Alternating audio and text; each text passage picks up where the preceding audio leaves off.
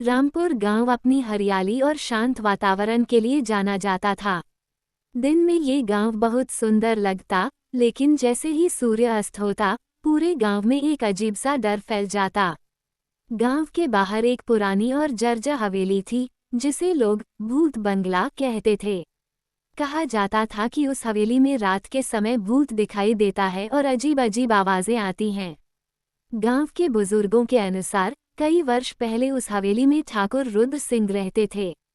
वे बहुत क्रूर और निर्दयी थे। एक रात उनकी रहस्यमयी परिस्थितियों में मृत्यु हो गई।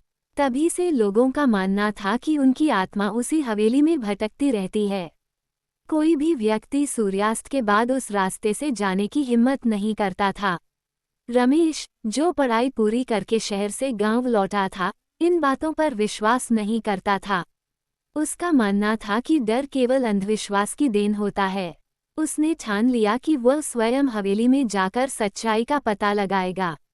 गांव वालों ने उसे बहुत समझाया, लेकिन रमेश अपने निर्णय पर अडिग रहा। एक अंधेरी रात, तेज हवा और पेड़ों की सरसराहट के बीच रमेश हाथ में टॉर्च लेकर हवेली की ओर बढ़ा। हवेली के भीतर कदम रखते ही उसे किसी के चलने की आवाज सुनाई दी। उसका दिल जोर जोर से धड़कने लगा। तभी उसे सामने एक सफेद आकृति दिखाई दी। वह भय से कांप उठा, लेकिन साहस जुटाकर उसने टॉर्च की रोशनी उस ओर डाली। तभी उसे पता चला कि वो कोई भूत नहीं, बल्कि एक बूढ़ा आदमी है। उस व्यक्ति ने बताया कि वो हवेली का चौकीदार है। उसने कहा, लोगों के डर का फायदा उठाकर कुछ चोर यहाँ चोरी करते थे।